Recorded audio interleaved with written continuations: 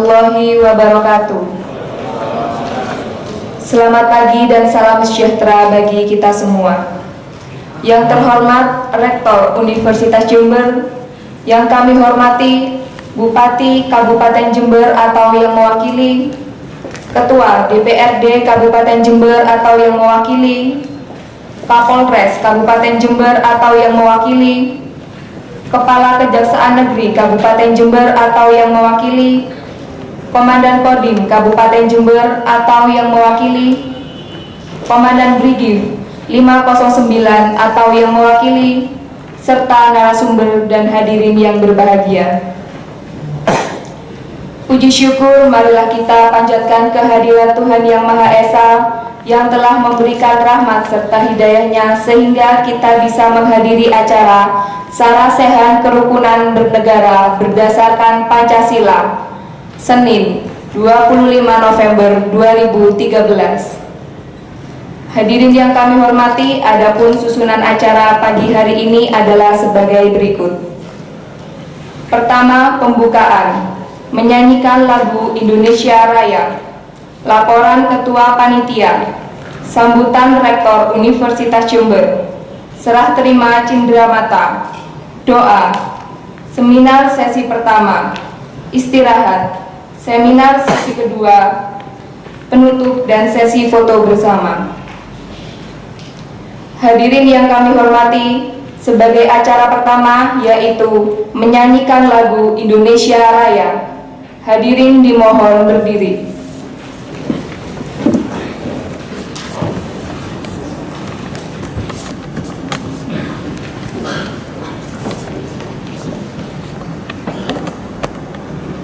Hiduplah Indonesia Raya. Indonesia tanah airku, tanah tumpah darahku. Di sanalah aku berdiri, jadi pandu hidupku. Indonesia kebangsaanku, bangsa dan tanah airku. Marilah kita berseru, Indonesia bersatu. Hiduplah tanahku, hiduplah negeriku, bangsaku, rakyatku semuanya. Bangunlah jiwanya, bangunlah badannya untuk Indonesia Raya. Indonesia Raya, merdeka, merdeka, tanahku, negeriku yang ku cinta. Indonesia Raya, merdeka, merdeka, hiduplah Indonesia Raya. Indonesia Raya, merdeka, merdeka, tanahku, negeriku yang ku cinta. Indonesia Raya, merdeka, merdeka, hiduplah Indonesia Raya.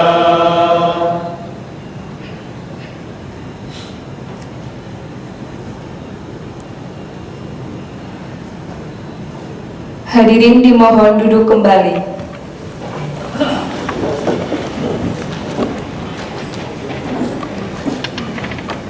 Hadirin yang kami hormati, acara berikutnya adalah laporan Ketua Panitia Sarasehan Kerukunan Bernegara berdasarkan Pancasila.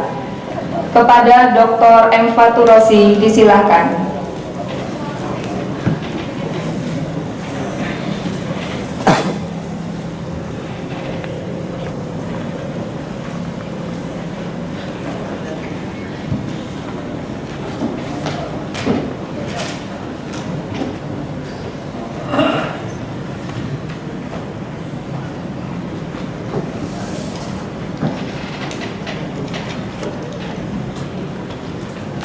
Assalamualaikum warahmatullahi wabarakatuh. Alhamdulillah, syukurillah, wa ni'matillah, la hawla wa la quwata illa billah. Selamat pagi dan salam sejahtera. Mudah-mudahan Tuhan Yang Maha Esa senantiasa melimpahkan kasih sayangnya kepada kita sekalian, sehingga kita senantiasa dalam keadaan sehat walafiat, terpenuhi segala kebutuhan kita, dan tercapai apa yang kita cita-citakan. Amin ya Rabbal Alamin. Sengaja saya menempatkan hidup sehat sebagai anugerah terbesar, karena biasanya kalau hidup sehat itu kegiatan bisa berjalan lancar dan segala konsumsi habis. Filosofinya orang sehat biasanya, saya sehat maka jangan ada makanan mendekat, nanti aku sikat. Kalau terlalu banyak makan, akhirnya cepat menghadap malaikat. Itulah sebabnya ada akhirnya yang namanya tuntunan guru.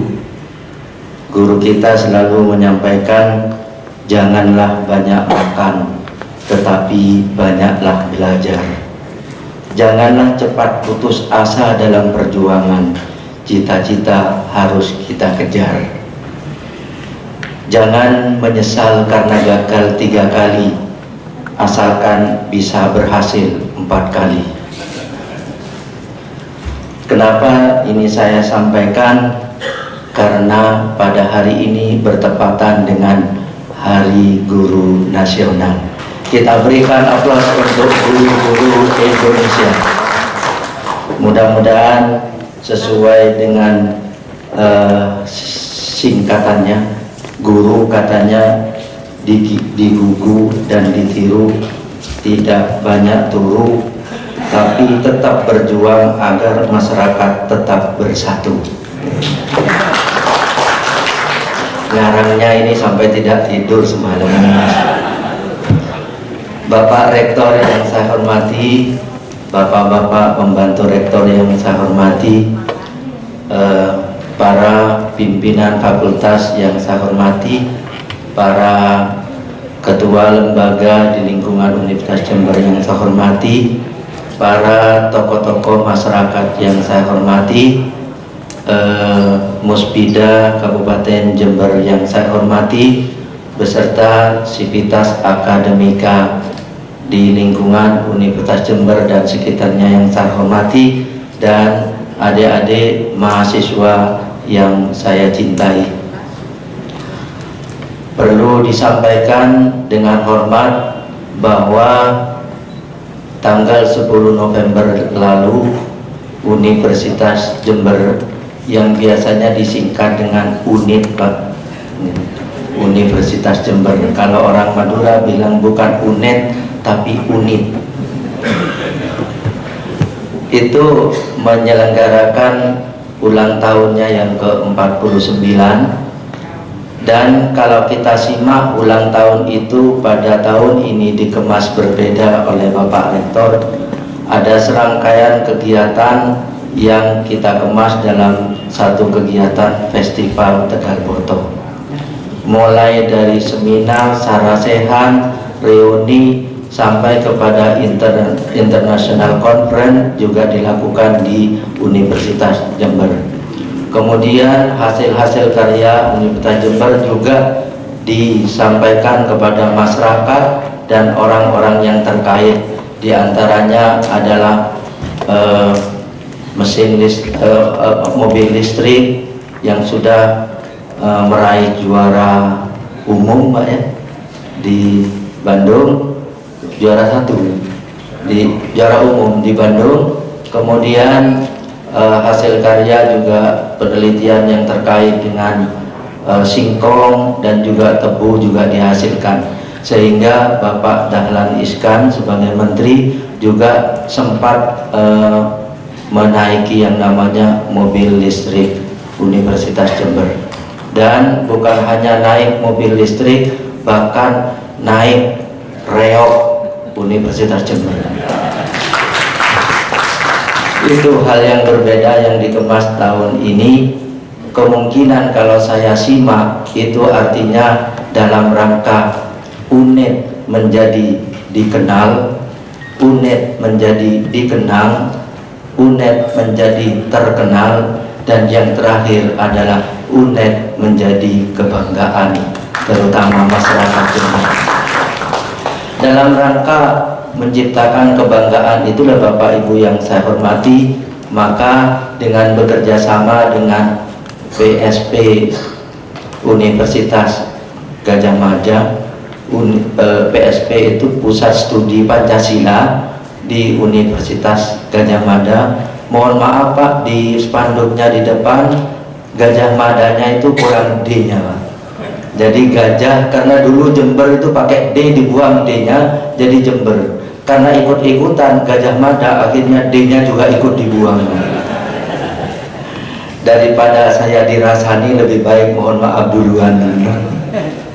Itu mohon maaf. Kemudian Bapak Ibu yang saya hormati, Universitas Jember bekerja sama dengan Pusat Studi Pancasila Universitas Gadjah Mada pada hari ini menyelenggarakan sarasehan kerukunan bernegara berdasarkan Pancasila. Adapun tokoh-tokoh yang kami undang pada siang hari ini mungkin terlihat sangat heterogen.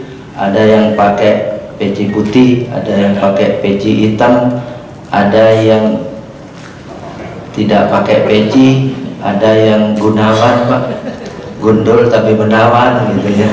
Tapi itu menunjukkan masyarakat kita yang diundang ini adalah heterogen. Yang diundang oleh kami adalah tokoh-tokoh Muslim, tokoh-tokoh dari Kristen, tokoh-tokoh dari Katolik, tokoh-tokoh dari Hindu, tokoh-tokoh juga dari Buddha, serta perguruan tinggi sekitar.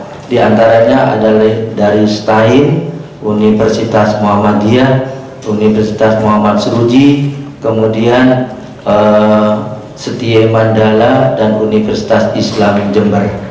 Itu beberapa universitas yang kami undang. Kemudian di lingkungan Universitas Jember itu adalah Civitas Akademika, termasuk adik-adik mahasiswa yang menjadi pengurus dari Ormawa.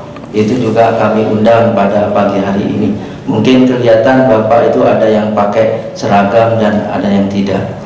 Itu Bapak Ibu yang saya hormati, mudah-mudahan kami berharap kerjasama ini tidak hanya sekali ini Pak, tapi ini adalah merupakan awal kerjasama dalam rangka menciptakan kemaslahatan bagi umat yang ada di Kabupaten Jember.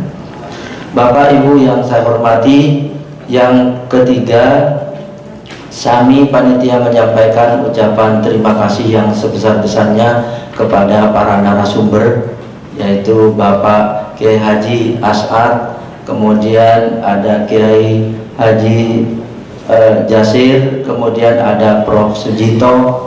Kalau dari Jakarta ke Surabayanya memang hanya 1 jam sudah nyampe Pak, tapi Surabaya ke sini ini aduhai Pak ya, bisa mencapai 7 jam itu untuk bisa nyampe di Jember. Itu sungguh luar biasa Bapak hadir semua pada pagi hari ini. Kita berikan penghargaan kepada para narasumber kita itu 3 orang. Terima kasih atas partisipasi dan pengorbanannya. Mudah-mudahan mendapatkan pahala dari Allah Subhanahu wa taala. Amin ya rabbal alamin. Dan yang terakhir, apabila ada kekurangannya di dalam pelaksanaan kepanitiaan ini, saya atas nama panitia pelaksana mohon maaf yang sebesar-besarnya. Dan karena ini berkaitan dengan sarasehan, kami mohon Bapak Rektor untuk berkenan memberikan kata sambutan dan membuka acara ini secara resmi. Saya kira itu yang dapat kami sampaikan. Sebagai ungkapan terakhir, ada kalimat indah yang pernah disampaikan oleh Sayyidina Ali, dengan ilmu kehidupan menjadi mudah, dengan seni kehidupan menjadi indah. Mudah-mudahan dengan adanya sarasehan ini kehidupan kita lebih terarah. Terima kasih. Wassalamualaikum warahmatullahi wabarakatuh.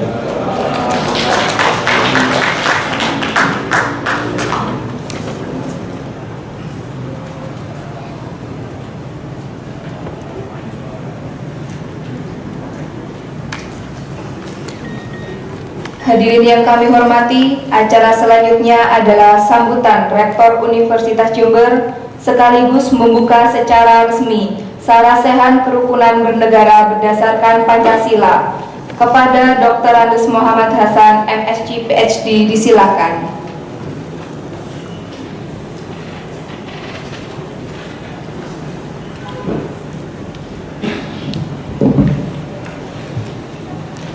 Assalamualaikum warahmatullahi wabarakatuh.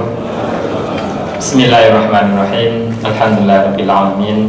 Assalatu wassalamu ala asyrafil anbiya'i wal mursalin sayyidina Muhammad wa ala alihi wa sahbihi ajma'in. Alhamdulillah kita bisa bersama-sama hadir di ruangan ini, dan itu semata-mata kita yakini sebagai ridho dari Allah Subhanahu wa taala, Tuhan Yang Maha Esa. Yang saya hormati para narasumber yang tadi sudah disebutkan oleh Pak Rosi, dan alhamdulillah beliau bertiga sudah hadir di tempat ini. Yang saya hormati para tokoh-tokoh masyarakat, yang saya hormati segenap pimpinan di lingkungan Kota Jember, yang saya hormati juga semua para undangan dari Muspida atau yang mewakili, juga dari segenap institusi pendidikan di sekitar Jember, dan tentu saja saya melihat di sini juga ada yang tadi disebut Pak Rosi dari hampir semua komponen yang ada di masyarakat, khususnya di Jember ini, dan tentu saja dari adik-adik calon generasi penerus kita, mahasiswa yang saya banggakan. Rasa syukur kami luar biasa karena ini masih dalam rangka atau dalam event Dies Natalis Universitas kita tercinta, Universitas Jember yang ke-49, dengan serangkaian kegiatan yang memang itu kita rancang sebagai pemanasan untuk nanti tahun depan. Kita adalah ulang tahun emas, ulang tahun yang ke-50. Mudah-mudahan pemanasan ini menjadi pemicu bersama untuk kita bersama lebih bersemangat untuk nantinya menyongsong hari ulang tahun kami yang ke-50 itu. Hadirin yang berbahagia, sebagai bangsa Indonesia kita juga patut bersyukur karena para founding fathers dulu, para tokoh-tokoh dulu telah banyak berkorban segalanya sampai akhirnya terbentuk suatu negara kesatuan Republik Indonesia dengan dasar Pancasila itu. Oleh karena itu, rumusan ini kami memang sepakat bahwasanya sudah final bagi kita.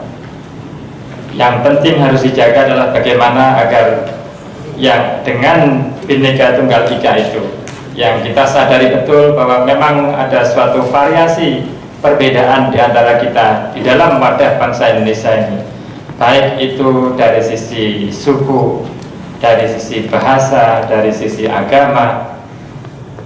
Kita sudah jelas memang existing kondisinya tidak satu, kita berbeda-beda, tetapi dengan bingkai Pancasila itu menjadi perekat bagi kita bersama.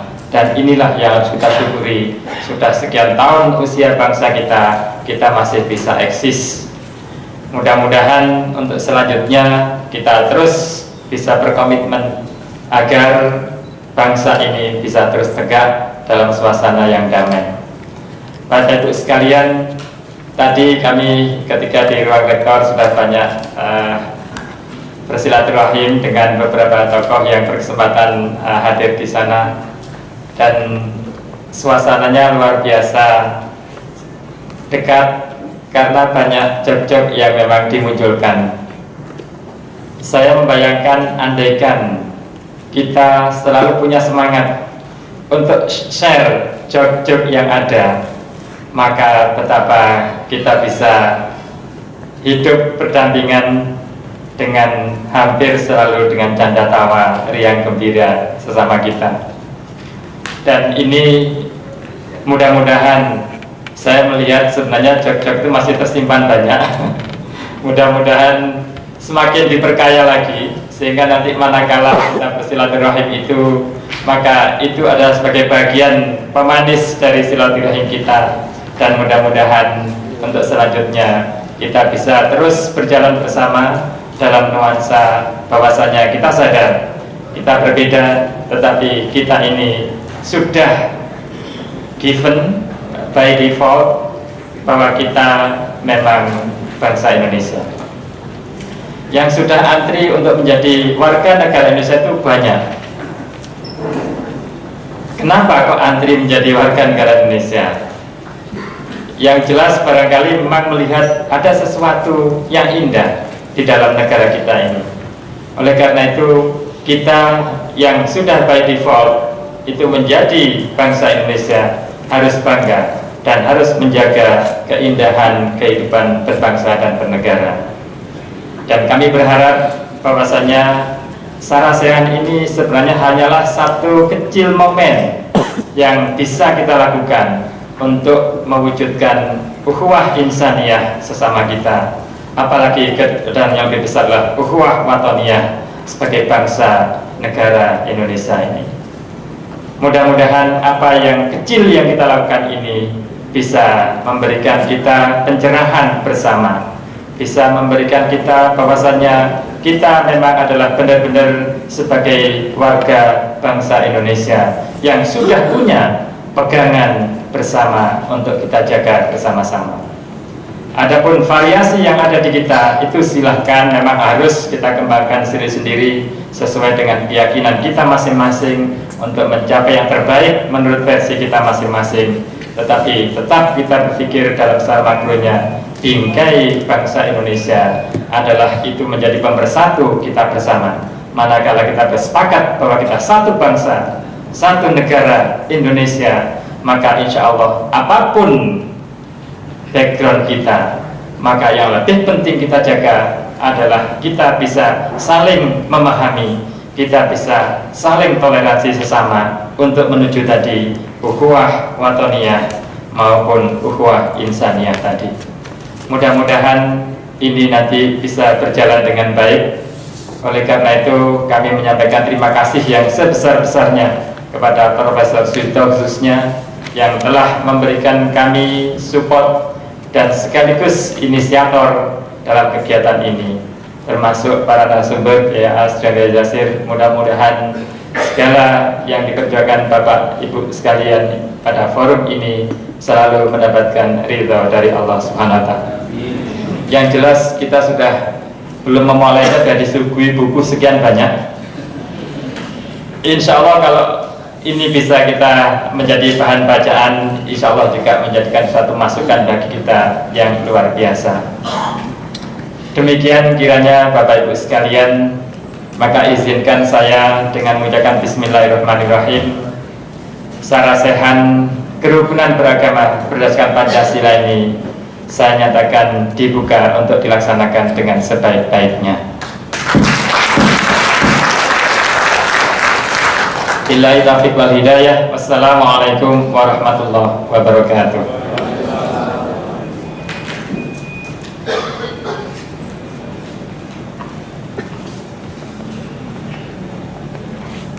Hadirin yang kami hormati, acara selanjutnya adalah penyerahan cindramata dari Universitas Jember kepada Pusat Studi Pancasila dan dari Pusat Studi Pancasila UGM kepada Rektor Universitas Jember dan Ketua Panitia. Kepada Rektor Universitas Jember Dr. Andes Muhammad Hasan MSc PhD dan Ketua Panitia Dr. M. Fatulosi serta Pusat Studi Pancasila UGM Profesor Sujito disilahkan mengambil tempat.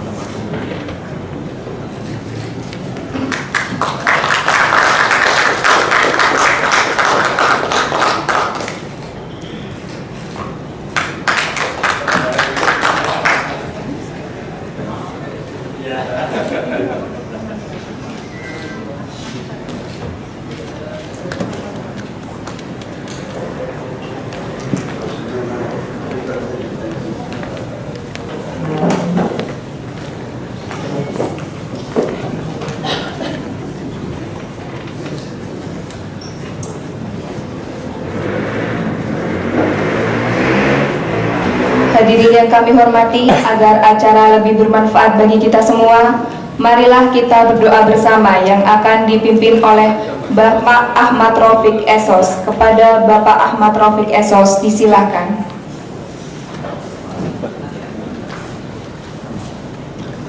Assalamualaikum warahmatullahi wabarakatuh.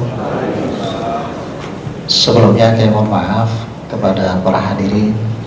Untuk memimpin doa, kami minta doa secara Islam. Untuk non-muslim disilakan untuk menyesuaikan dengan keyakinannya. A'udzubillahi minasyaitonirrajim. Bismillahirrahmanirrahim. Alhamdulillahirabbil alamin. Allahumma shalli ala sayyidina Muhammad wa ala alihi wa sahbihi ajma'in. Hamdan syakirin, hamdan na'imin, hamdan hamidin, hamdan yuafi ni'mak wa yukafi mazida. Ya Rabbana lakal hamdu kama yanbaghi li jalalika wajhikal karim wa 'azimi sultanik. Rabbana atina min ladunka rahmah wa hayyi' lana min amrina rasyada. Maha suci Engkau ya Allah, segala puji hanya bagimu. Engkau yang maha agung, Engkau yang maha tinggi di atas segala-galanya. Pada hari ini kami berkumpul bersama di dalam kesarasehan kerukunan bernegara. Oleh karena itu ya Allah, dengan menyatukan hati dan merendahkan diri, memohon dan meminta kepadamu, kiranya Engkau melimpahkan rahmat-Mu kepada kami semua dan juga kepada bangsa kami, agar di dalam menjalani hidup dan kehidupan ini selalu dalam naungan ridha-Mu. Ya Allah, ya Rahman, ya Rahim. Kami sadar bahwa bangsa kami adalah bangsa yang beraneka ragam, suku, budaya, adat, dan agama. Semoga keanekaragaman ini ya Allah membawa hikmah yang besar pada bangsa kami dan membawa keindahan pada negeri kami, seperti indahnya pelangi yang Engkau ciptakan untuk membangun ukhuwah insaniyah dan ukhuwah basariyah serta ukhuwah wataniyah. Ya Allah, Engkau pemilik langit dan bumi, jadikanlah negeri kami ini negeri yang penuh dengan cinta dan damai. Tanamkan pada jiwa kami, kepada semua pada putra-putri bangsa ini, jiwa dan rasa nasionalisme yang tinggi, yaitu rasa kepedulian yang tinggi kepada bangsa, rasa cinta yang dalam untuk bangsa, sebagaimana sabda Rasul-Mu, hubbul watan minal iman. Cinta kepada tanah air, cinta kepada bangsa adalah sebagian daripada iman. Allahumma arinal haqqa haqqa warzuqna ittiba'ah wa arinal batilan batila warzuqna ijtinabah. Ya Allah, perlihatkanlah kepada kami, tunjukkanlah kepada kami yang benar itu benar, lalu berikanlah kami kekuatan untuk menjalankan, untuk melakukan kebenaran itu, dan juga perlihatkanlah kepada kami ya Allah bahwa yang batil itu batil, yang jelek itu jelek, lalu berilah kami kekuatan untuk menjauhi, untuk tidak melakukan kebatilan itu. Allahumma hdina shiratal mustaqim. Tunjukkanlah kami ya Allah, bimbing kami ya Allah kepada jalan yang lurus, jalan yang penuh dengan cahaya hidayah-Mu, jalan yang penuh yang Engkau ridhai, agar kami berjalan di muka bumi ini selalu dalam kebenaran dan terarah, bukan jalan yang menuju kepada kesesatan.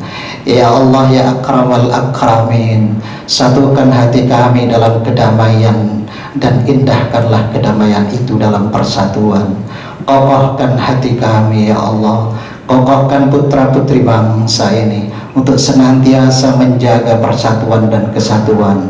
Hindarkanlah kami ya Allah dari perpecahan dan cerai-berai. Wa'tasimu bihablillahi jami'a wa la tafarraqu. Ya Allah ya Jabbar, berilah kekuatan lahir dan batin kepada seluruh para pemimpin kami, untuk menjalankan tugas dan kewajiban serta amanah itu dengan baik. Berilah kecerdasan dalam berpikir, kearifan dalam bertindak, kejujuran dalam menjalankan tugas yang mulia itu untuk menuju kepada negara yang baldatun thayyibatun wa rabbun ghafur. Rabbana ighfir lana wa li ikhwanina alladhina sabaquna bil iman wa la taj'al fi qulubina ghillan ladzina amanu rabbana innaka ra'ufur rahim. Rabbana atina fid dunya hasanah wa fil akhirati hasanah wa qina adzabannar. Amin ya mujibas sa'ilin walhamdulillahi rabbil alamin. Assalamualaikum warahmatullahi wabarakatuh.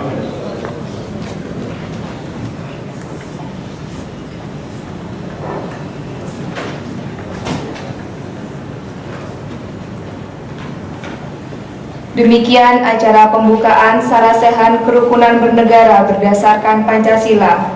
Selanjutnya acara akan dipandu langsung oleh Dr. M. Faturosi. Kepada Dr. M. Faturosi disilahkan.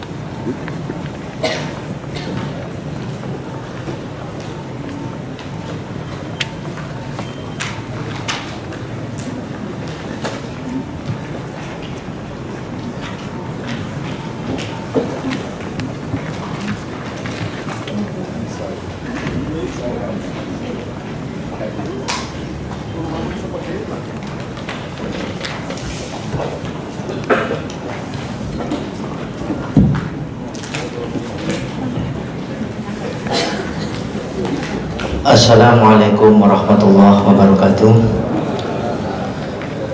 Selamat pagi Bapak Ibu yang saya hormati. Ini ngerangkap ini, sekaligus dari panitia, sekaligus jadi moderator. Jadi amplopnya berlipat. Padahal sebetulnya itu kalau ada acara begini, saya tidak mementingkan amplopnya dan tidak memikirkan amplopnya, isinya ya. Tidak itu, ya. Saya itu tidak pernah kalau ada acara begini memikirkan amplop dan isinya, karena amplop dan isinya itu sudah dipikirkan oleh bendahara. Baik, Bapak Ibu yang saya hormati, kami undang untuk ke depan juga menemani saya, yaitu Kiai As'ad, Kiai Haji As'ad, kemudian Kiai Haji Jasir, kemudian Prof. Sugito langsung panel.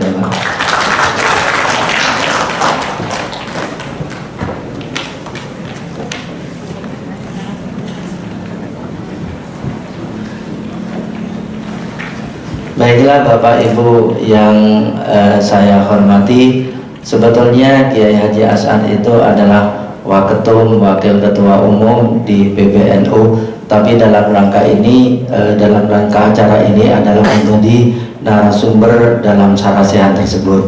Kemudian yang di sebelah kanan saya itu adalah Profesor Dr. Sujito dari Universitas Gadjah Mada. Terkait dengan itu, saya amati, ternyata saya bersyukur ternyata yang pakai dasi itu cuma saya di tengah-tengahnya.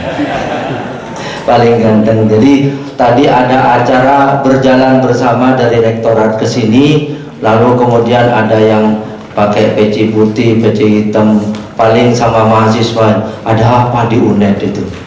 Oh ada walimahan. Loh, siapa yang nikah? Biasanya yang nikah itu yang pakai dasi. Jadi saya bersyukur pakai dasi itu ya pada siang hari ini, sehingga mungkin bisa didepak sebagai mantennya. Yang kedua, Bapak Ibu yang saya hormati, kita pada pagi hari ini berbicara masalah Pancasila. Mungkin sejauh mana pemahaman kita tentang Pancasila tersebut? Ada suatu cerita begini, Bapak Ibu yang saya hormati. Ada kepala desa baru jadi. Kemudian baru jadi, dia datang ke kecamatan. Nyampe di kecamatan, ditanya sama Pak Camatnya, Pak Kades, ada berapa sila dalam Pancasila? Pak Kadesnya karena baru jadi, langsung dia itu tadi teringat 10 program pokok PKK. Langsung dia jawab, ya ada 10 Pak. Bagaimana sampean itu bisa mau membangun negara ini? Pancasila aja tidak hafal. Lalu dia pulang tanya kepada sekdesnya, Pak Sekdes, ada berapa sila dalam Pancasila? Masa itu aja Pak Kades tidak bisa? Saya bukan tidak bisa, saya ngetes sampean. Kemudian Bapak Ibu yang saya hormati dijawab dengan Pak Sekdesnya, ya sila dalam Pancasila ada 5. Ngawur, ditanya langsung jawab, saya tadi di kecamatan jawab 10 aja salah, kamu hanya jawab 5 katanya. Sejauh mana pemahaman kita tentang Pancasila? Marilah kita dengarkan bersama dari narasumber kita. Yang pertama akan disampaikan Kepala Kiai Haji As'ad. Kepadanya disilakan.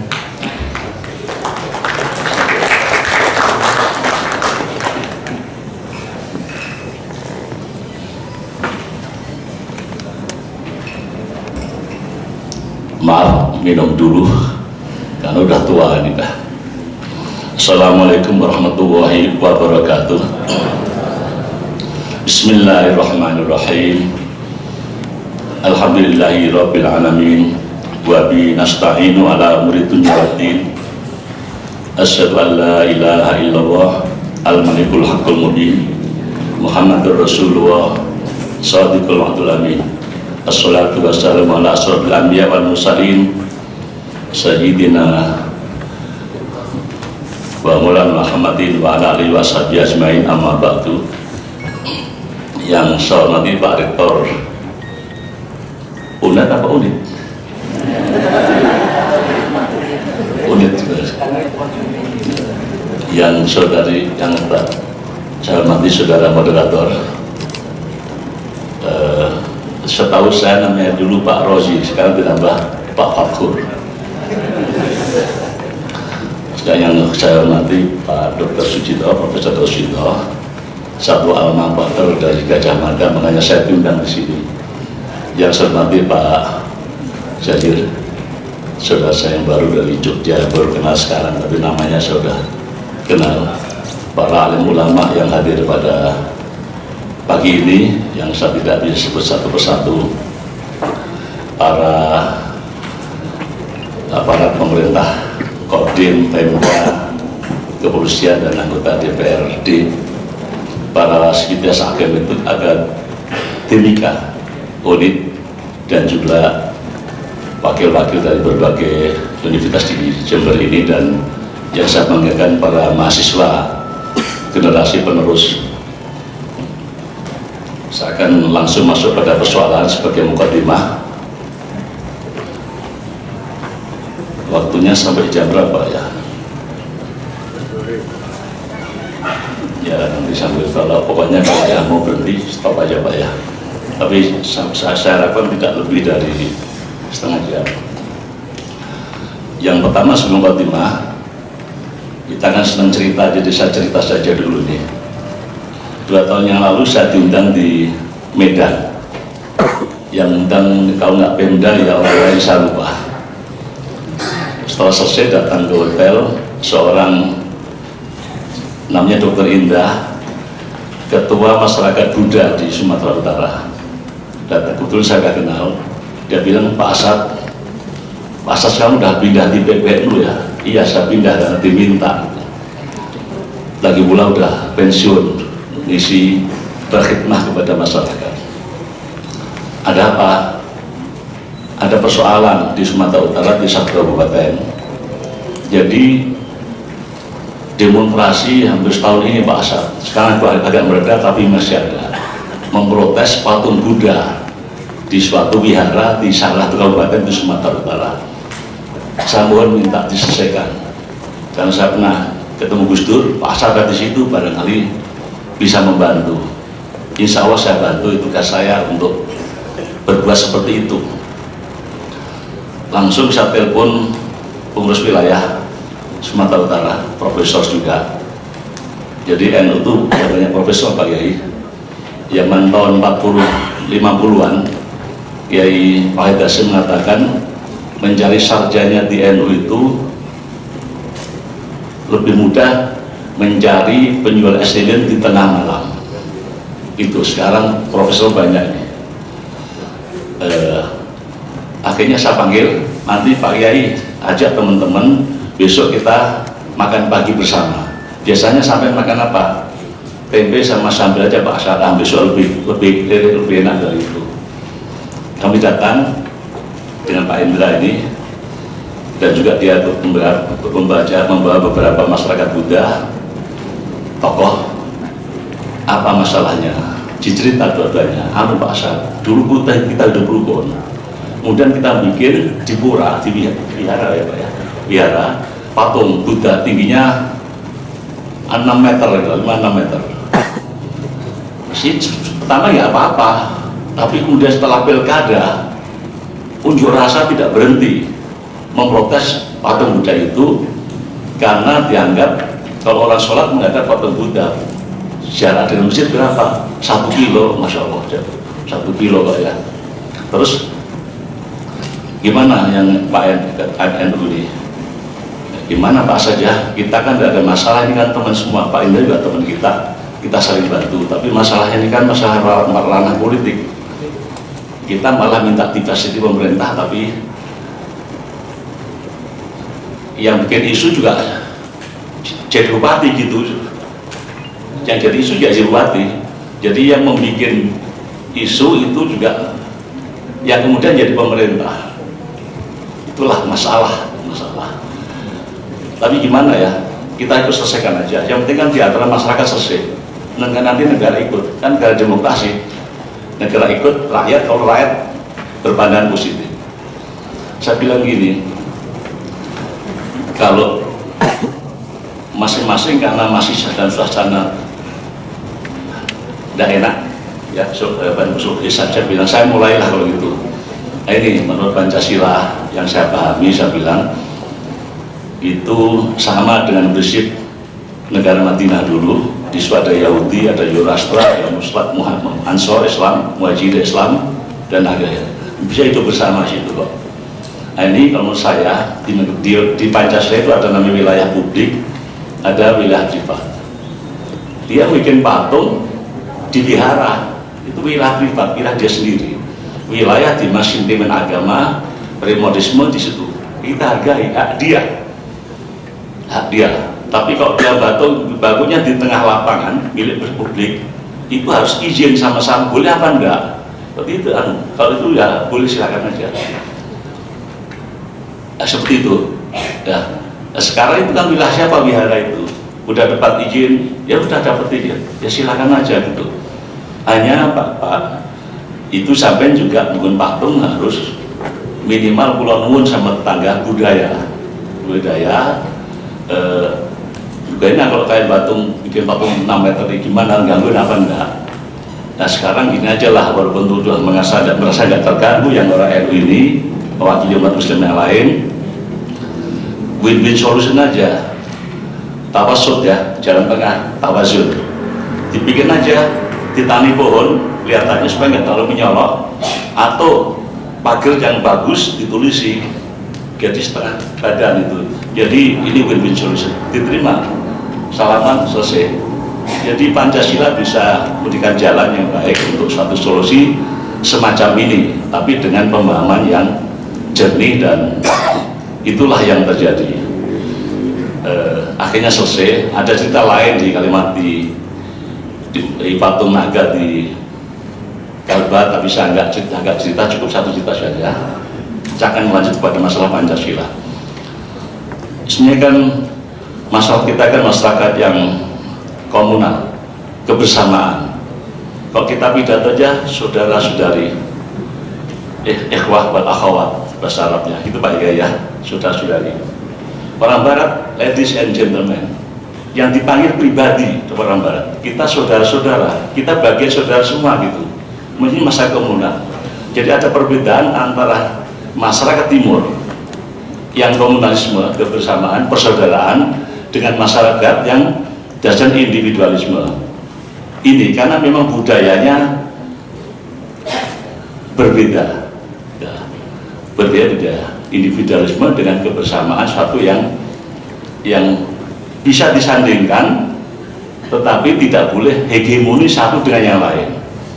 Apa yang terjadi setelah reformasi dan globalisasi ini ada pengaruhnya yang besar kepada kita. 15 tahun terakhir tidak terasa, jadi itu pengaruhnya besar yang mengusik keberagaman kita ini semua. Saya catat di sini ada sekitar 15 tahun terakhir yang konflik agak serius, yang agak besar itu adalah antara bukan konflik ya, gesekan Islam Kristen 162 kali, masih kalah dengan konflik di aliran Islam sendiri, aliran 197 kali. Ini yang terjadi setelah 98. Nah, dulu ini bisa diselesaikan, dulu yang begini bisa diselesaikan karena konsep SARA dulu, tapi dengan represif diisolasi, tidak boleh ada berita keluar, ya gitu, turun tangan, pas tentara datang, polisi datang, berhenti. Tapi ini kan era dahulu, tidak sesuai dengan era zaman demokrasi. Kita tidak bisa begitu lagi. Jadi represif kita terbatas pada hukum. TNI, polisi tidak boleh turun ke bawah, sehingga seolah-olah masyarakat dibiarkan menyelesaikan masalahnya sendiri. Hukum ternyata hukum itu juga tidak bisa menyelesaikan masalah seluruhan, karena masalah masyarakat ada yang bisa jalan hukum, ada politis, ada sosial, ada ekonomi, dan macam-macam pendekatan. Contoh di Malaysia itu kalau ada konflik komunal, yang datang polisi pertama. Begitu itu menyangkut misalnya antar Cina dengan Melayu, polisi mundur, karena itu bukan ranah kriminal lagi. Yang masuk namanya special brand. Polisi yang langsung di bawah Perdana Menteri, karena ada wilayah politik. Di situ penyelesaiannya bukan wilayah hukum, bukan hukum aja, tapi ada masalah politik yang diselesaikan dalam masalah ekonomi. Jadi ada sistem yang harus dibangun sesuai dengan era baru, namanya zaman demokrasi. Dan itulah kealpaan kita tidak menyiapkan itu semua, sehingga seolah terjadi bingar-bingar konflik di masyarakat. Kemudian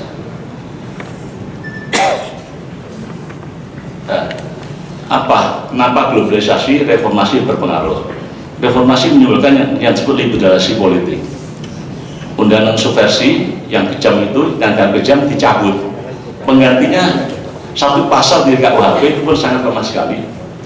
Misalnya orang mau mengganti ada pasal mengenai Pancasila yang gampang.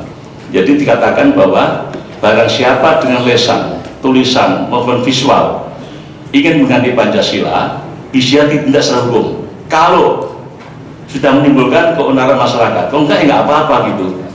Seperti itu. Ini hukum yang setengah jadi, itu belum jadi, yang dibikin tergesa-gesa pada tahun 99. Tergesa-gesa karena kita bereformasi, berhasil, bagus memang keterbukaan, tetapi kita belum siap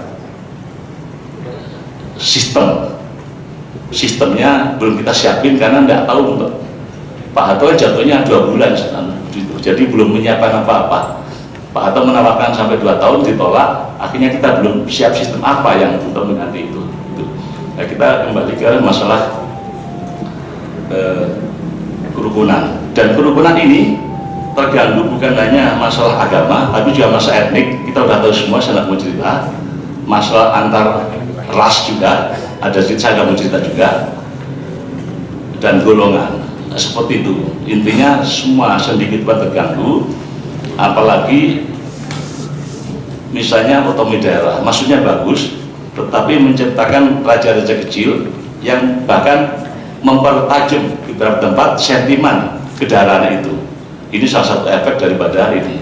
Ini semua muaranya adalah amandemen 2002 sampai 2004 yang amandemen itu tidak terkontrol secara akademik, ya, tidak terkontrol secara akademik sehingga melebar kemana-mana. Akibatnya kalau saya sih mengkhawatirkan, khusus mengenai perubahan beragama yang akan kita bahas di sini, saya khawatir kalau tidak ada tindakan bersama, saya takut 15-10 tahun lagi masalah agama ini, antar agama kemudian antar intan agama akan menjadi masalah besar, serius kalau kita biarkan seperti ini. Marilah kita bahas lebih lanjut. Di dalam alam globalisasi ini semua aliran baru datang atau yang lama tapi connect langsung dengan cabangnya ataupun induknya di luar negeri langsung. Saya nggak mau cerita lebih banyak ini, langsung, sehingga kadang-kadang ukuran yang diterapkan di ini sama dengan ukuran di negara asalnya begitu. Jadi tidak budaya lagi, tidak sesuai dengan budaya yang ada.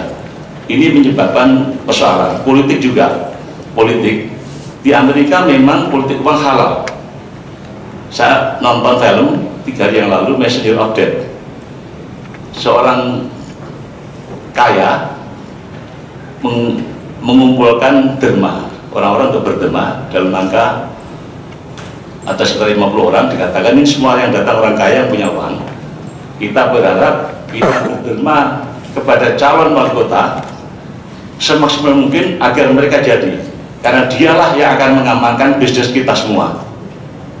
Ini harus jadi, tepuk tangan terus dapat sumber uang, calon dia begitu. Ini ditiru di tempat kita seperti itu gitu. Bagaimana kita membeli suara dengan uang dengan cara yang sama. Nah tentunya beda. Di Amerika banyak orang kaya dari dulu ya, memang itu banyak orang kaya sehingga dia minta sama pengusaha yang ada. Misalnya Partai Republik, Partai Demokrat biasanya itu yang bantu Boeing, perusahaan pesawat terbang, mobil. Kalau liberal yang bantu itu bikin senjata, proyek senjata seperti itu. Jadi makanya terjadi kemarin shutdown. Shutdown artinya pemerintah tidak ada kesepakatan untuk bayar gaji 1 bulan. Itu akibat pemerintahan yang didasarkan pada nilai-nilai barat. Dan itu yang kita mau tiru apa adanya, bukan yang diambil yang baik, yang jelek diambil, mau ditiru apa adanya dengan politik uang. Itu yang terjadi sehingga karena di sini rakyatnya tidak kaya, maka yang terjadi adalah ngambil dari anggaran negara. Nah, ini yang kita ingin ngambil demokrasi, tapi tidak mempelajari struktur dan nilai yang dari masyarakat. Ya, ini yang terjadi, khusus yang menyangkut masalah agama. Sama seperti itu, ukuran kebebasan itu juga mau disamakan barat dengan timur. Kalau kita kan ini kembali kepada Pancasila Pak ya, Pancasila bahwa kalau toleransi apakah menyangkut suku, menyangkut agama, kalau ini karena di NU saya banyak karena di wilayah publik saya tidak banyak mengutip dalil-dalil Quran Pak ya, tapi semua sudah tahu mana yang kita pakai untuk toleransi. Kita sudah paham yang dari NU, dari Muhammadiyah, dari lainnya juga. Nah, saya hanya mengambil yang Pancasila ini. Jadi zaman Mojopahit itu sudah diletakkan yang namanya toleransi, tasamuh itu. Jadi dengan ketika ada konflik antara masyarakat Buddha dengan Siwa, maka Mpu Susatoma menulis buku Negara Kertagama. Yang di situ intinya adalah beragam, berbeda-beda tapi menuju satu. Negara namanya Bhinneka Tunggal Ika, Tanhana dan Mahamanruwa. Berbeda tapi menuju satu kesatuan karena sesungguhnya hakikat kebenaran itu sama. Seperti itu. Maksudnya apa? Berbeda-beda menuju satu harmoni. Berbeda-beda menuju satu harmoni. Ini berbeda dengan Barat. Berbeda-beda harus saling menghormati, saling menarik kenyataan, tidak protes apapun. Yang terjadi apa? Di Barat misalnya Salman Rushdie menulis Quran dibilang ayat-ayat setan, ayatus setan dibilang itu di barat tidak boleh diapa-apain gitu tuh. Tidak boleh, penulis itu tidak dilindungi oleh pemerintah karena kebebasannya dilindungi oleh hukum. Dibikin film kartun Nabi Muhammad, itu di barat Norwegia ya boleh, memang undangnya begitu, nilainya begitu. Kartun Nabi Muhammad di Perancis, filmnya di Belanda, itu pemerintah nggak bisa melarang. Kenapa?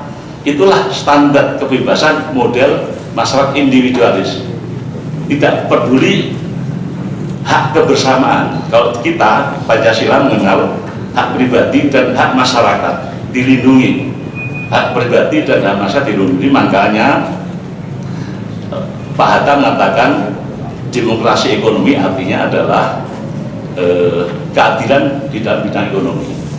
Kalau di dalam koperasi menurut Pak Hatta, berapapun modal seseorang yang diberikan kepada koperasi, ada yang 1 juta, ada yang 10 perak, ada yang 100, hak suaranya sama, itu keadilan.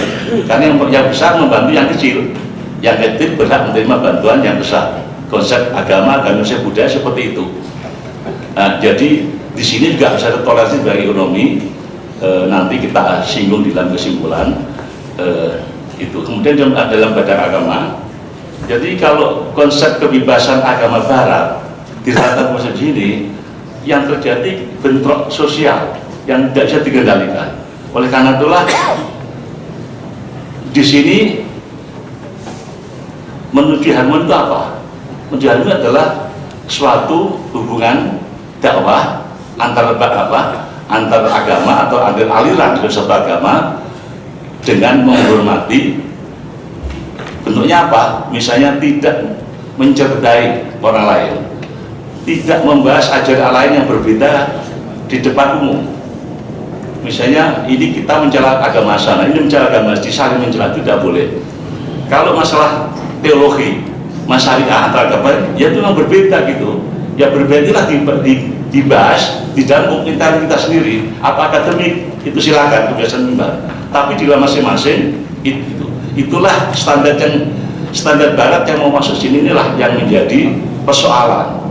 Kalau kita kan dari dulu ada yang namanya di kampung saya itu gereja Pantes Kota hanya 300 meter, pesantren Dalail Cipulo Kudus itu hanya 300 meter, tidak jauh, tidak masalah. Masjid Sunan Kudus Klenteng itu juga 300 meter, sampai sekarang pada itu nggak masalah gitu. Kenapa? Masing-masing menghadapi budaya. Suatu saat itu ada masalah. Ini masalahnya mesti masalah persaingan ekonomi, masalah politik, itulah provokatornya. Itu faktor kondisional yang menyebabkan timbul. Itu bukan karena faktor dalam kita, tapi ada faktor luar, entah karena politik atau ekonomi. Tahun 1917 timbul konflik antara orang Buddha, teman Buddha yang kebanyakan Chinese dengan orang Islam. Kenapa? Ada 2 perusahaan rokok yang bersaing, dua-duanya besar, masih ada itu sampai sekarang, saya nggak mau ngomong. Itu 2 orang bersaing tadi, yang satu perusahaan rokok, yang bukan rokok, yang sama rokok ya. Waktu hari namanya Asyura, zaman buka luhur, buka Asyura itu kan kita kenal ada arah-arahkan Asyura itu buka luhur.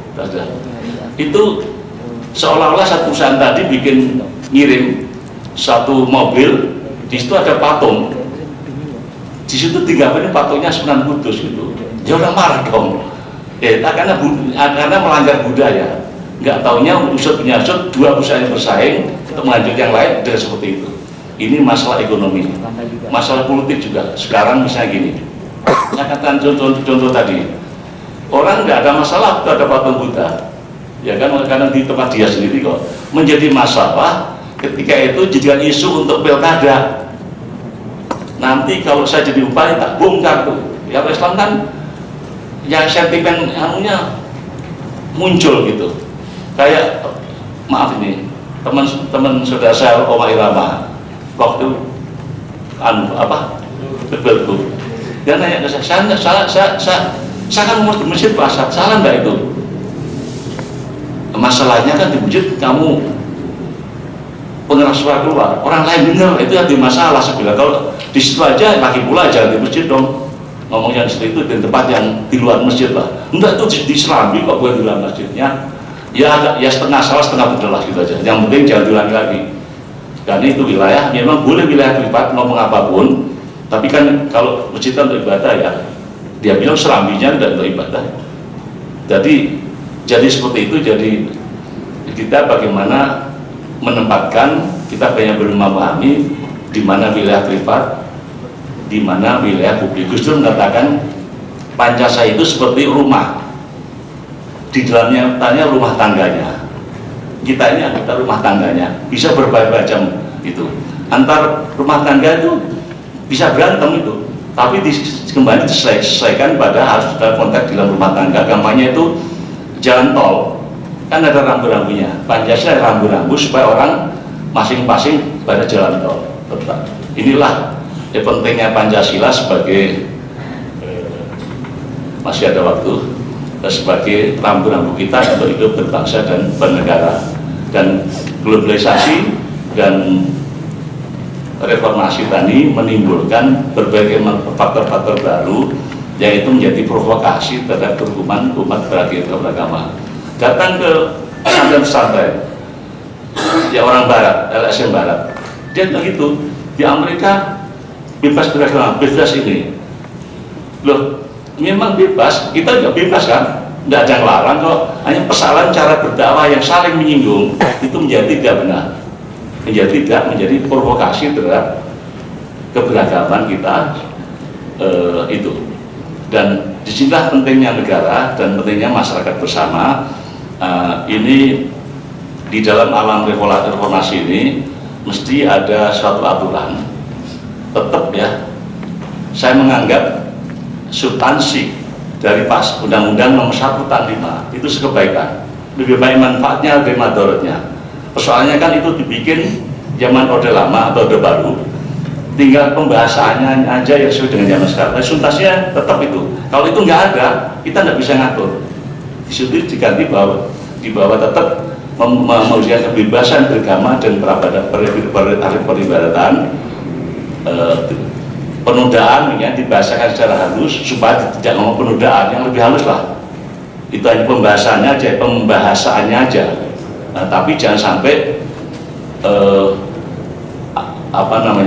ditafsiri substansinya dirubah secara total seperti Barat. Itu saya tidak setuju dan itu tidak pasti akan kontraproduktif. Jadi negara tetap menjadi kekuatan represif tapi melalui hukum. Tapi itu tidak cukup. Kalau menurut saya ada satu lagi yang harus dilakukan, negara harus memfasilitasi tindakan preventif bersama.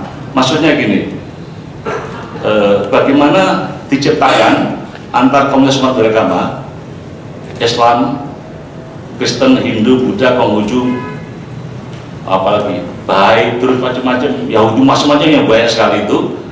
Nah, semacam code of conduct, aturan main bersama dalam hidup beragama, yang intinya adalah eksklusivisme jangan ditonjolkan, saling bersinggungan akidah, mengungkapkan akidah satu lain tidak, karena harus dipahami kita sudah meratifikasi HAM internasional PBB itu mau tak mau kita harus melaksanakan, sehingga bagaimana yang penting di dalam situasi kita mengatur itu pelaksananya Indonesia harus sesuai dengan kultur budaya yang ada. Karena Amerika juga punya budaya seperti kita. Contohnya gini, jadi antara primordialisme masing-masing kelompok di sana ada juga. Kalau kita kan dalilnya itu kan yang kita pakai misalnya kan as-siyasatul ummah mabniyatun ala aqidatiyah. Di kebijakan suatu bangsa itu terbangun dari akidahnya, dari nilai-nilai yang dia punyai. Nah, tidak bisa menyimpang dari menyimpang orang lain. Amerika sama juga. Saya baca buku Demokrasi in Amerika, Alex Tocqueville yang mengatakan bahwa demokrasi yang dibangun di Amerika itu sebagian besar adalah merefleksikan ajaran-ajaran semangat protestanianisme. Karena yang lari ke Amerika ada mereka yang dulu ketika perang konflik agama antara di dalam Kristen sendiri, dia lari ke sana. Yang ke Amerika itu yang yang mengibarkan bendera kebebasan, yang menindas dianggapnya waktu gereja dan agama menjadi gereja dan kerajaan jadi satu itu mempertahankan status quo. Jadi sini kebebasan. Akhirnya apa? Oleh karena itulah ini perlu panjang untuk menjadi satu masyarakat yang bersatu yang beriman. Di Amerika itu baru ada presiden Katolik itu tahun 62. Kennedy itu sebelumnya nggak pernah ada. Ada calon presiden dari Mormon itu baru tahun kemarin aja gitu. Jadi di Amerika pun itu proses yang lama, sehingga peranan dari pemerintah satu represif, dua preventif memfasilitasi umat beragama atau inter umat beragama untuk bertemu berbicara bersama itu suatu hal yang mesti dilakukan. Itulah seperti itu. Kalau kami ini NU ketika kaderisasi dia mengatakan kita bilang NKRI dan Al-Fajr itu satu kesatuan, jadi tidak bisa dipisah-pisah.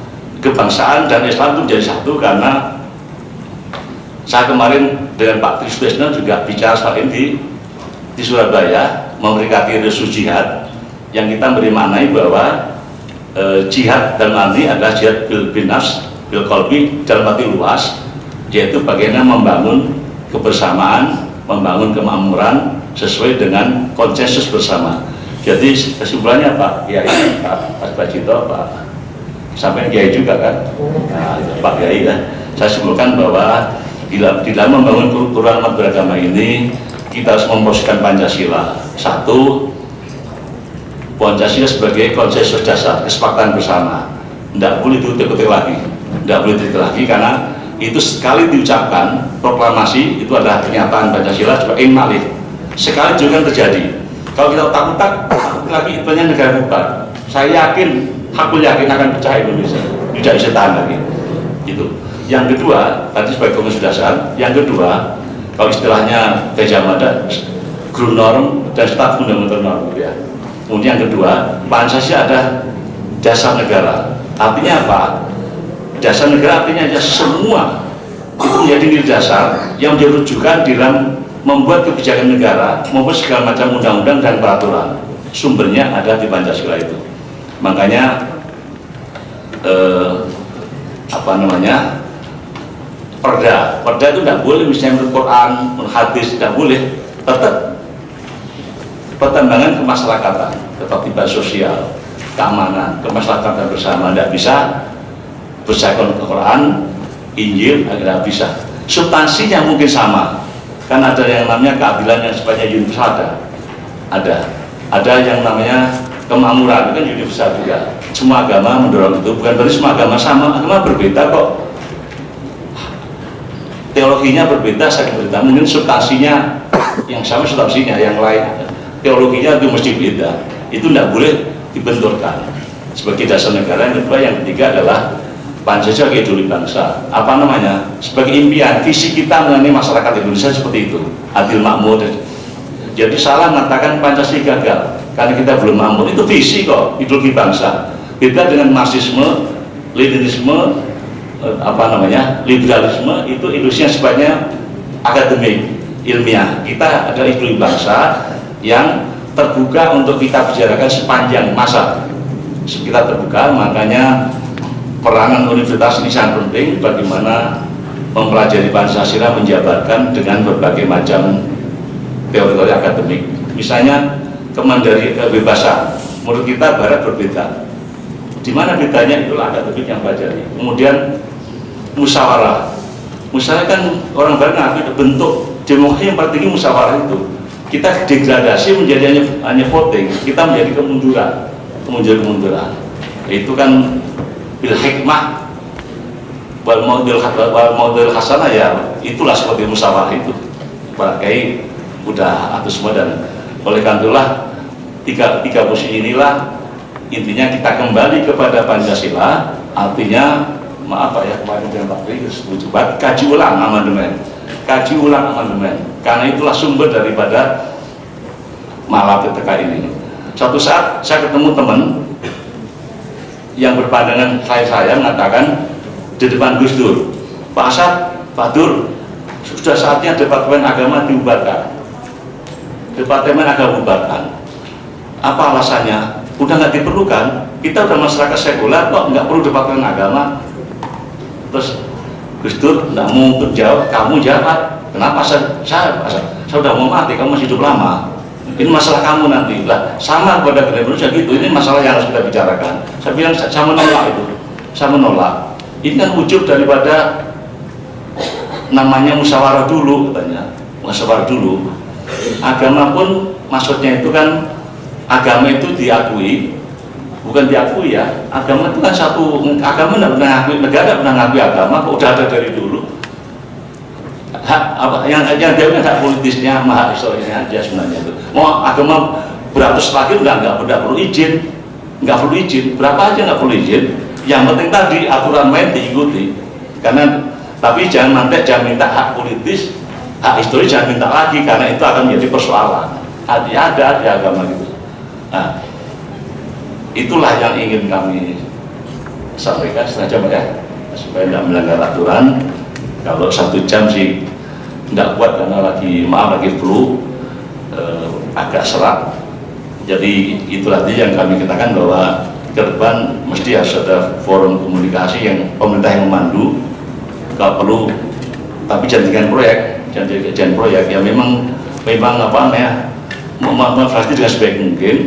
Jangan semua diselesaikan pada hukum, jangan semua diselesaikan pada politik. Saya yakin berbagai konflik agama mesti ada masalah politiknya. Saya dari intelijen, saya bisa nulis semua tapi tidak di sini.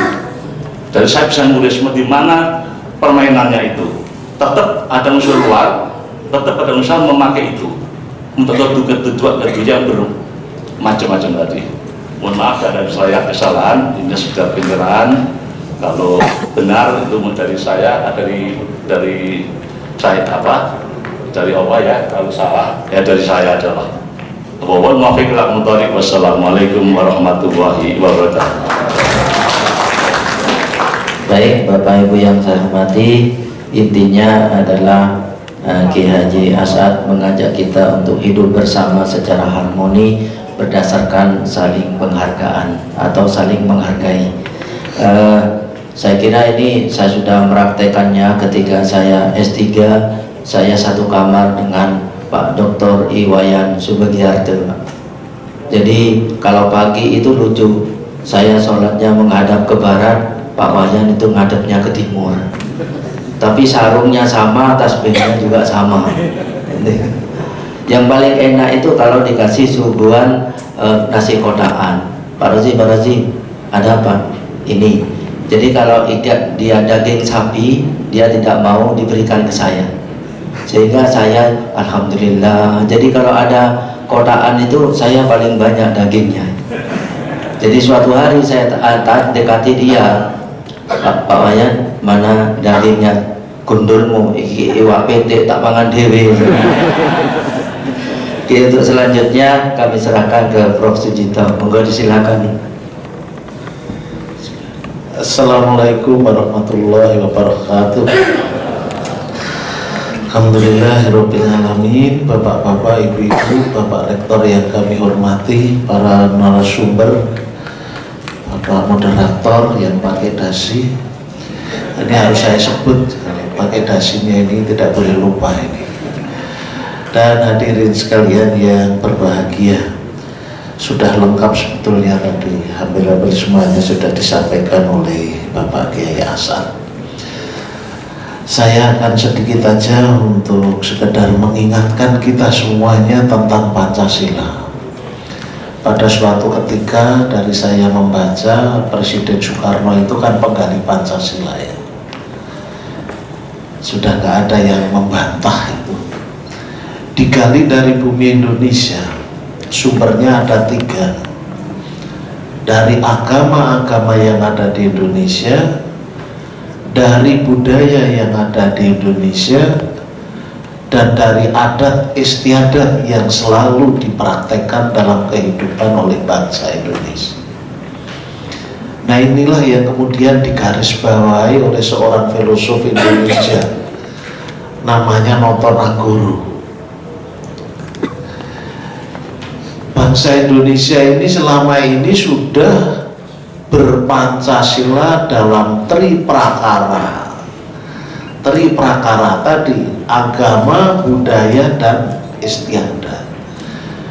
Nah, Pancasila yang berada dalam tri prakara itu sebetulnya sudah ada sejak ribuan tahun yang lalu. Bung Karno mengatakan sudah 6.000-an tahun sebelum Indonesia merdeka sebetulnya Pancasila sudah ada di dalam perut bumi Indonesia ini. Cuma kemudian Pancasila yang nilai-nilai luhurnya sangat diakui oleh bangsa sendiri dan dunia itu kemudian tenggelam. Tenggelamnya 3,5 abad karena kita dijajah oleh Belanda, ditambah 3,5 tahun oleh Jepang. Jadi yang ribuan tahun itu kemudian bisa tenggelam karena ada campur tangan asing. 3,5 abad ditambah 3,5 tahun. Nah, kemudian bangsa Indonesia perlu menggali lagi. Untung kita punya Bung Karno dan teman-teman yang sanggup menggali lagi. Nah, ini setelah digali lagi, kemudian kelihatan mutiara-mutiara nilai Pancasila dalam kehidupan bangsa Indonesia ini muncul lagi, dan inilah yang kemudian menyadarkan bagi bangsa Indonesia yang mau merdeka sepakat untuk menjadikan nilai-nilai Pancasila itu sebagai dasar negara, sebagai filosofis Grundslag. Oleh karenanya saya menggarisbawahi yang disampaikan Pak Kiai As'ad, kalau kita sudah sampai kepada urusan Pancasila sebagai filosofis Grundslag, maka segala kebijakan apapun yang ditentukan oleh negara harus sumbernya pada Pancasila, bukan kepada aliran-aliran tertentu di luar Pancasila, apalagi aliran-aliran dari negara asing. Tidak, kita sudah sepakat itulah yang menjadi sumber nilai bagi bangsa Indonesia. Nah, tataran teoritisnya sama persis seperti yang dikemukakan oleh Pak Kiai As'ad, bahwa setiap bangsa itu memiliki masing-masing jiwanya. Setiap bangsa memiliki masing-masing jiwanya. Kenapa Sriwijaya dulu bisa sampai mencapai zaman keemasannya? Karena ada jiwa kebangsaan pada zaman itu. Kenapa Majapahit bisa sampai kepada zaman keemasan? Karena ada jiwa kebangsaan pada masa itu. Dan kalau kita ingin sekarang mencapai keemasan bangsa Indonesia, kita juga harus mendasarkan pada jiwa bangsa kita. Itulah yang dikatakan oleh sejarawan namanya von Savigny, orang Jerman, sebagai Volksgeist-nya. Dan ini dalam kajiannya Bung Karno maupun Founding Fathers yang lain, bangsa yang manapun mempunyai jiwa bangsa itu, sehingga jiwa bangsa itu kalau didasarkan dasar negara kuat. Tetapi kalau kita menjadikan dasar negara itu sekedar otak-atik akal saja, nah akal ini kadang-kadang ada yang cerdas, ada yang bodoh. Tetapi sungguh amat celaka kalau kemudian yang bodoh ini jumlahnya banyak mengalahkan yang pintar cerdas tapi jumlahnya kecil, hanya kalah melalui voting. Nah, ini bahayanya. Nah, barangkali kita sudah mulai kerasa sekarang. Nah, kita kembali kepada jiwa bangsa. Setiap bangsa mempunyai jiwanya, dan itulah yang kemudian menjadi dasar kita bernegara. Kalau sudah sampai kepada jiwa bangsa, di dalam jiwa bangsa itu kemudian ada keluhuran hati nurani, bisa membedakan mana yang baik, mana yang buruk, mana yang salah, mana yang benar, mana yang adil, mana yang zalim.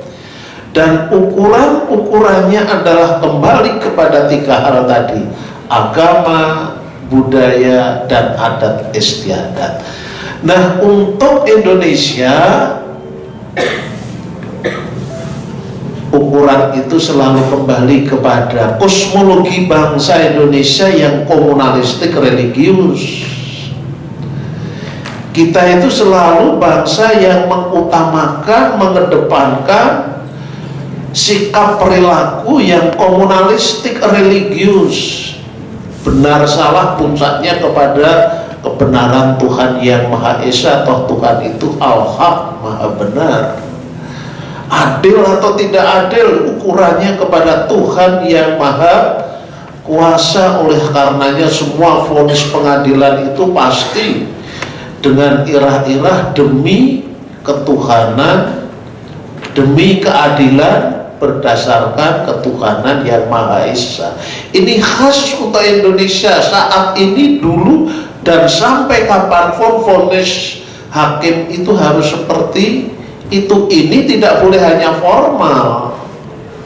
Oleh karenanya penyelenggara negara, penegak hukum menggunakan irah-irah itu harus didasari kepada kesadaran, penghayatan, dan upaya yang sungguh-sungguh bahwa keadilan yang diputuskan itu keadilan berdasarkan ketuhanan yang Maha Esa, bukan berdasarkan keuangan yang Maha Kuasa. Jangan. Nah, hari-hari ini kita bisa mengkritisi vonis-vonis hakim-hakim kita. Mana kira-kira hakim-hakim yang pantas untuk kita apresiasi, mana hakim-hakim kayaknya yang sudah jauh dari Pancasila, hanya tadi materialistis, kapitalistis, hedonistis. Ini yang harus kita cegah. Nah, dalam hubungannya dengan kerukunan kita hidup bernegara, saya orang Islam. Kalau saya tadi mengatakan dengan awal Assalamualaikum warahmatullahi wabarakatuh, ini karena saya Islam. Tetapi Bung Karno juga mengajarkan ketika ingin memotivasi bangsa Indonesia sebagai bangsa yang bersatu dan itu bisa menjadi kekuatan untuk kemerdekaan, maka Bung Karno selain mengucapkan Assalamualaikum tadi juga mengucapkan apa? Merdeka. Nah, ini salam nasional untuk mencapai kemerdekaan. Jadi untuk yang seperti itu, ini jangan sampai kemudian kita nggak mau menerima salam yang lain kecuali Assalamualaikum. Ini sudah barang tentu menjadikan kehidupan kita sempit. Kalau kita ingin merdeka, ada salam yang lain yang mampu memotivasi kita. Nah, sekarang lain lagi. Kalau sekarang ini kita sudah hilang dari Pancasila, Pancasila tidak menjadi sumber nilai, Pancasila sudah dilupakan. Supaya kembali kepada Pancasila, saya mengajak kita salam Pancasila. Nah, ini barangkali perlu untuk kita jadikan sebagai salam perjuangan mengembalikan Pancasila sebagai basicnya kerukunan hidup bernegara. Di situ tidak lagi membedakan orang Jawa, orang non Jawa, tidak. Dan lebih-lebih Jember, saya bangga Pak. Jember ini jalannya macam-macam, menyebut nama-nama pulau. Jalan Kalimantan, Jalan Jawa, Jalan Sumatera, Jalan Sulawesi. Tampaknya semangat Sumpah Pemuda bertanah air, tanah air satu, tanah air Indonesia itu sudah membumi di Jember ini. Support tangan untuk Jember. Ini saya sangat salut. Di tempat lain ya ada seperti itu, tapi untuk kota kecil seperti Jember luar biasa ini. Tetapi kemudian saya juga melihat ada nama jalan Trunojoyo, ada nama jalan Hayampuro. Orang Jember berarti juga selalu ingat nilai-nilai kepahlawanan dan yang perlu diteladani dalam kehidupan masa kini. Ini juga Jember memiliki. Jadi Jember itu selain nasionalismenya tinggi, penghayatan dalam sejarah perjuangan bangsa juga tinggi. Tepuk tangan untuk Jember. Luar biasa, saya melihatnya seperti itu. Setiap fenomena yang saya hadapi, saya berusaha untuk melihatnya tidak hanya dengan mata kepala, tapi saya coba untuk melihat dengan mata hati. Tadi malam sambil menunggu kedatangan beliau Pak Kiai Jahir dari Jakarta, karena pesawatnya di-delay baru jam 11 dari sana, kami muter-muter di kota Jember ini. Ternyata ada keunikan, dan ini ada hubungannya dengan Pancasila dalam pandangan saya. Tidak tidur selama 24 jam kota kecil ini. Betul ya Bapak ya? Ini artinya orang Jember berada terus dalam kehidupan yang terus dinamis sepanjang waktu. Tidak ada yang namanya kemudian istirahat dulu atau kemudian melalaikan tugas. Tidak, tetapi sepanjang masa kehidupannya ada gerak dinamis. Lah dinamisitas inilah sebagai satu ciri kehidupan untuk maju. Nah, pastilah Pancasila mengajak kita untuk maju, dan majunya tidak sendiri tapi bersama-sama dengan pihak yang lain dalam aneka macam kehidupan yang beraneka ragam itu. Nah, dinamisitas ini saya kira yang perlu juga ada dalam alam pikiran kita. Dinamisitas ini perlu, karena konteks masa lalu dengan masa kini berbeda, masa kini dengan masa akan datang berbeda. Tetapi dinamisitas kayak apapun, sumber nilai tadi tetap satu, Pancasila. Dan ini Jember bisa membuktikan. Selain tidak tidur selama 24 jam, saya melihat keunikan yang lain di Jember. Ada festival fashion ya, luar biasa. Ini konon sudah 12 tahun, 12 kali, dan ini sekarang sudah internasional, sehingga di kota ini perlu dibangun hotel bertaraf internasional. Alhamdulillah Aston sudah ada dan saya tidur di sana tadi malam. Nah, ini menunjukkan apa? Sebetulnya dari Jember yang bersumber pada Pancasila, dinamisitasnya tinggi sampai kepada hal-hal yang secara budaya bisa dikembangkan, digaungkan ke dunia internasional, sehingga dunia internasional akan melihat budaya yang beraneka ragam di Indonesia yang dinamis itu sebetulnya tumbuh, berkembang dan terjaga, dan orang luar negeri pun bisa belajar ke sini soal budaya Pancasila itu. Nah, ini saya kira perlu untuk kita hayati. Jangan sampai yang seperti ini seolah-olah hanya menjadi ritual belaka. Apalagi saya mendengar fashion festival seperti itu juga muncul, benar atau tidaknya Pak Razi nanti yang membetulkan, karena terinspirasi dengan karnaval-karnaval 17 Agustusan. Berarti semangat proklamasi ini selalu tumbuh berkembang di Jember, dan inilah yang kemudian semangat proklamasi sudah mendunia. Hebat Jember. Yang seperti itu mestinya kita kembangkan, dan yang lain, daerah lain harus mengikuti apa yang sudah dirintis oleh Jember. Saya melihat Jember apakah banyak senimannya ya? Kayaknya juga tidak sehebat yang lain, bahkan yang dikatakan banyak senimannya itu Jogja.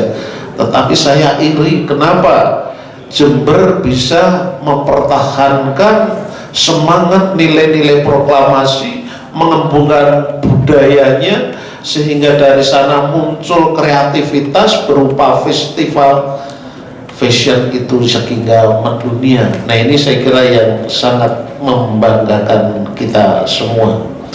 Nah, kemudian yang terakhir, saya hari ini berbahagia karena kami berkumpul di atas semangat keberagaman, dan kita di sini bersatu, di sini kita rukun, kita guyup, nggak ada yang diantara kita ngerasain jelek pun nggak ada.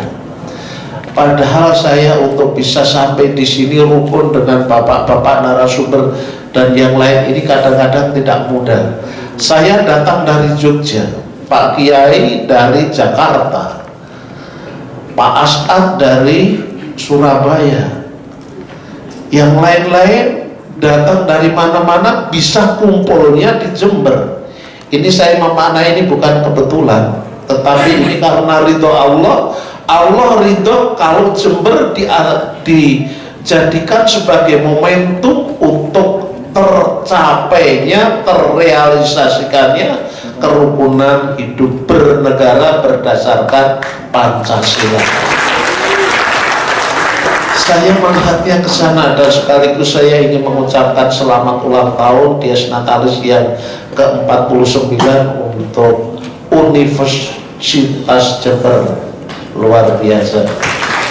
Baik, kemudian yang terakhir, saya setelah berbicara tadi mengenai kehangatan kumpul kita sebagai keberagaman itu, ada beberapa kata yang saya ingin kutip dari pidato Bung Karno. Bung Karno itu pernah mengutip dari agama Hindu satu ajaran yang sangat sederhana, ditulisnya Tatwam Asi. Nah, ini bahasa mana saya nggak tahu pasti ya, tapi saya baca Tatwam Asi, artinya apa? Aku adalah dia, dia adalah aku. Jadi yang ada bukan aku dan kamu, tetapi yang ada adalah kita. Nah, kerukunan hidup bernegara ini dasarnya kalau orang Hindu mudah sekali. Hayati betul ini ungkapan Tatwam Asi. Aku adalah kamu, kamu adalah saya. Sehingga kalau kamu menderita, saya pun menderita. Tetapi kalau kamu bahagia, saya pun ikut bahagia. Nah, kalau kita menderita bersama-sama, mari kita tolong menolong supaya lepas dari penderitaan. Ini Tatwam Asi. Nah, bapak-bapak yang di sini barangkali beragama Hindu barangkali lebih bisa mengembangkan, menjelaskan masalah ini. Kemudian saya mengutip yang lain yang dikutip oleh Bung Karno mengenai apa yang disebut fardu kifayah. Di dalam Islam ada ajaran itu kan? Ada fardu ain, tapi ada fardu kifayah. Diberikan contoh kalau ada orang meninggal dunia, gak dikubur, yang berdosa siapa Pak? Apa hanya keluarganya? Tidak, masyarakatnya berdosa, bahkan negaranya juga ikut berdosa, karena ini fardu kifayah. Terhadap orang yang meninggal saja agama Islam itu menghormati, apalagi terhadap manusia yang masih hidup, pasti lebih menghormati lagi. Ini dimensi sosial dan ini dimensi kenegaraan. Oleh karenanya kalau Islam menghayati betul ajaran fardu kifayah ini, fungsi sosial kehidupan kita itu harus kita tampakkan. Itulah yang kemudian akan muncul dalam bentuk kesalehan sosial. Yang ada adalah upaya untuk memberi, melengkapi, menyempurnakan keberadaan kita sebagai makhluk sosial yang hidup bersama-sama. Saya kira di dalam agama yang lain tidak kalah yang kita sebutkan tadi. Ada misalnya dari Kristen itu ajaran cinta kasih. kita harus mengasihi sesama manusia, dan kita juga cinta kasih terhadap Tuhan, tetapi cinta kasih kita terhadap Tuhan jangan sampai dikalahkan oleh cinta kasih kita terhadap sama-sama makhluk. Ini sudah menunjukkan betapa luhurnya nilai-nilai keagamaan tadi, dan ini pula yang kemudian diangkat, digali oleh Bung Karno, dijadikan sebagai nilai-nilai Pancasila. Mengamalkan Pancasila dalam kerukunan hidup bernegara, kembalikan kepada nilai-nilai seperti ini menjadi amat mudah, dan ini menjadi sangat indah. Terima kasih. Assalamualaikum warahmatullahi wabarakatuh. Luar biasa, banyak kata-kata seninya itu Pak, yaitu maklum dari Jogja. Kalau orang Madura sedikit seninya, soalnya itu langsung to the point. Salpak-salpok beringin kolong depaknya pok lekas merekrong. Itulah to the point. Biar to the point ini karena sudah adzan, Bapak Ibu yang saya hormati, apakah kita break dulu 30 menit untuk sholat?